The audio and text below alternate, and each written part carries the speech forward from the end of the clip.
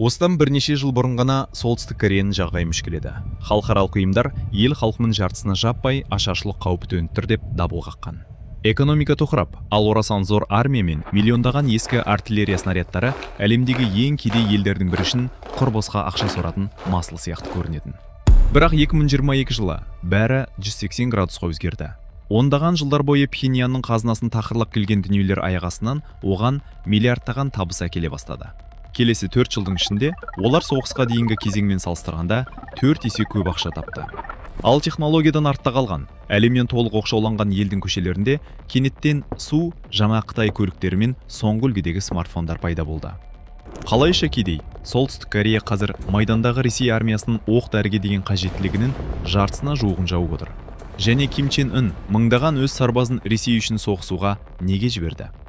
Бүгін біз әлемдегі ең жабық елдердің бірі бөтеннің соғысын қалайша өз экономикасы үшін алтын кенге айналдырғанын тарқатып айтамыз.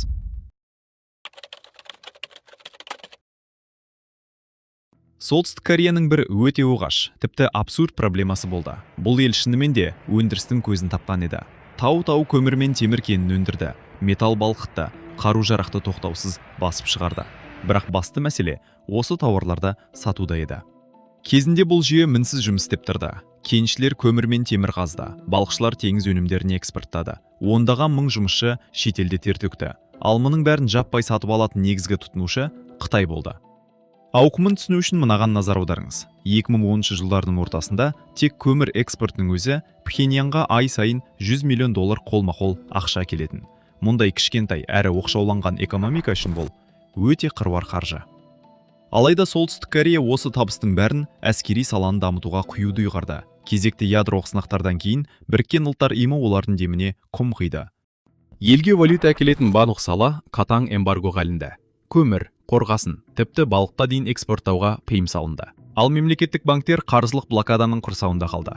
Бұл санкциялар бірден болмаса да, біртіндеп солтүстік Корея экономикасының тамырын кесті. 2016 жылғы қысқа мерзімді өсімнен кейін ел 6 жыл бойы баттаққа батып құлдыраумен болды. Мына графикке қараңызшы. Санкциялар Пхеньянға валюта әкеліп тұрған ең негізгі салаларға көмір, кен, металл, теңіз өнімдері мен шетелдегі жұмысшыларға тікелей соққы жасады. Ал 2020 жылы Ким Чен Ын батыс санкцияларының қолынан келмеген нәрсені өзі жасады.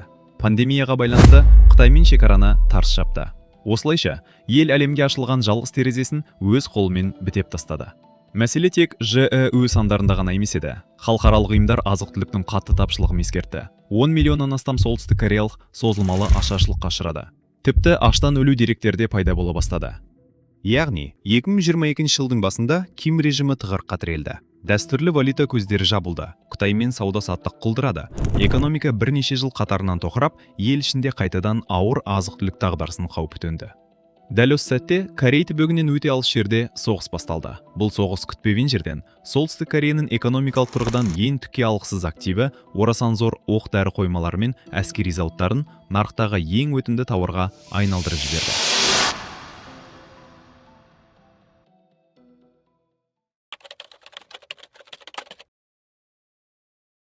Соғыстың алғашқы айларында Ресей өз қорларына арқа сүйей алды. Бірақ Украинаны тез басып алу жоспары күл-талқан болды. Майданда жүздеген шақырымға созылған окоптар, бекіністер мен мина алқаптары пайда болды. Мұндай позициялық соғыста артиллерия қайтадан басты қаруға айналып, снаряд шығыны мыңдап емес, миллиондап санала бастады. Ресей мұндай масштабқа мүлдем дайын болмай шықты. Отандық зауыттар үш ауысымен күні-түні тоқтаусыз жұмыс істеді, кеңейді. Бірақ шынайы қарайықшы, сиқырлы таяқшамен бір күнде өндірісті 10 есеге арттыру мүмкін емес. Зауыттар бір айда салынбайды, ал артиллерия дәл қазір керек. Осы кезде сахнаға мінсіз жеткізуші солтүстік Корея шыға келеді. Бұл соңғы 70 жыл бойы оңтүстікпен өтетін тотальды артиллериялық соғысқа фанатикалық түрде дайындалған ел болатын. Оның жерасты қоймаларында тау-тау болып иілген оқ-дәрі жатты.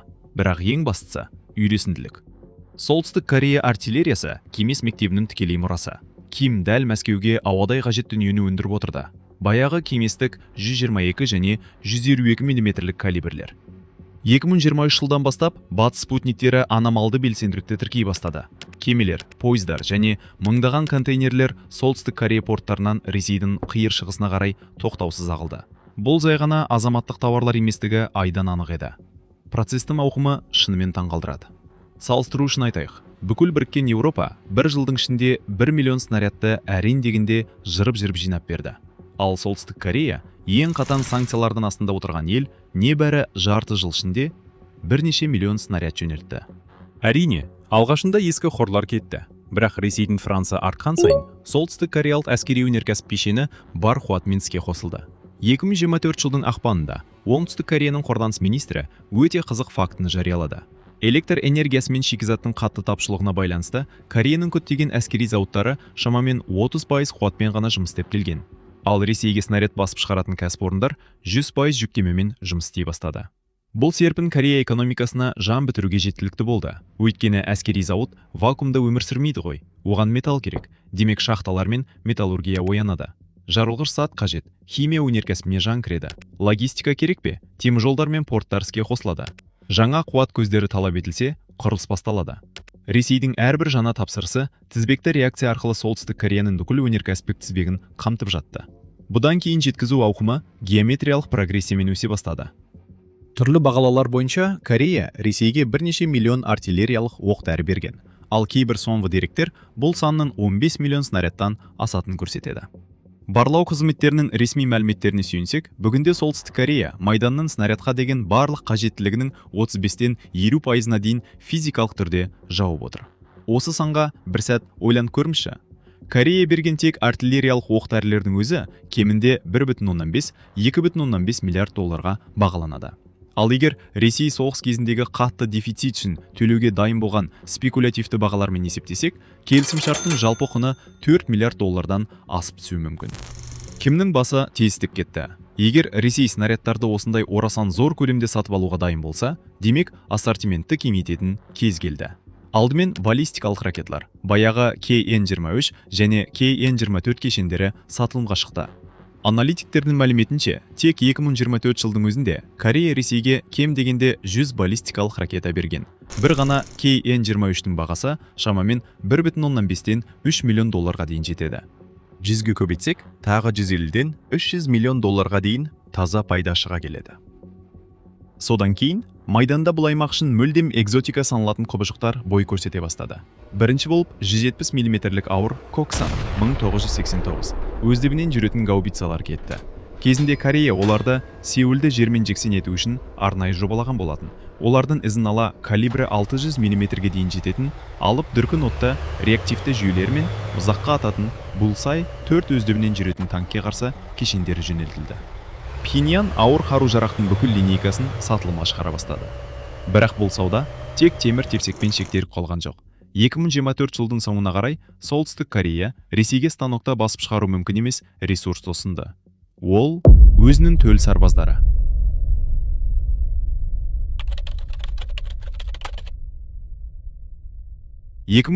жылдың күзіне қарай бұл ынтымақтастық жаңа деңгейге шықты. Солтүстік Корея Ресейге тек қару ғана емес, адамдарын да жібере бастады. Алғашында Курск облысына лақтырылған шамамен 10-12 мың әскери қызметкер туралы сөз болды.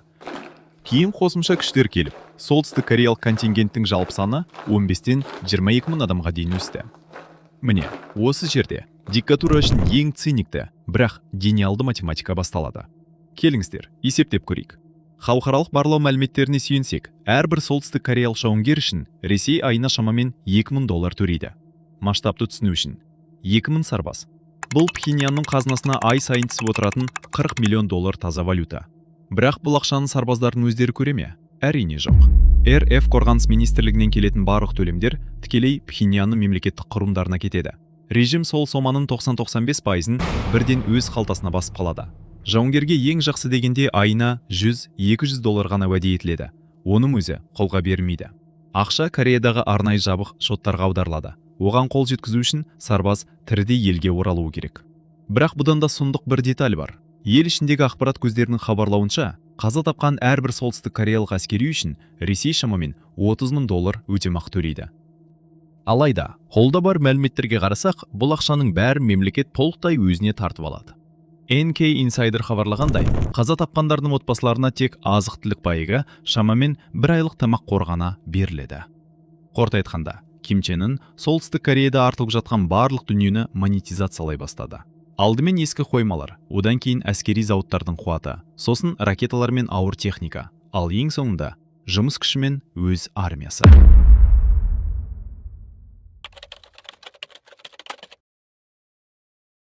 Ең қызығы осы жерде басталады.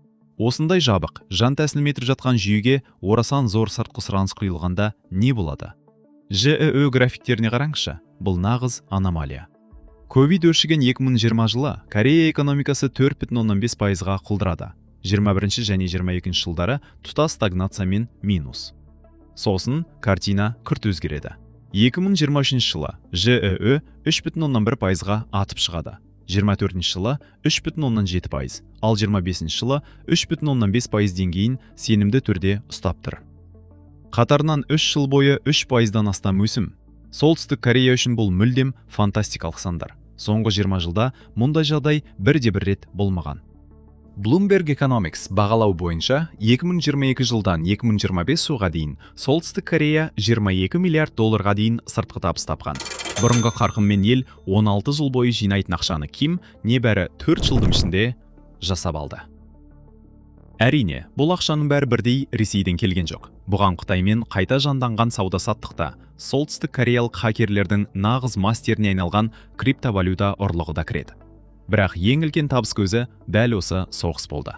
Түрлі бағалаулар бойынша Мәскеумен арадағы әскери ынтымақтастықтың өзі Пхеньянға 10 миллиард доллардан астам пайда әкелуі мүмкін, ал кейбір есептеулер тіпті 14 миллиардқа жақындайды.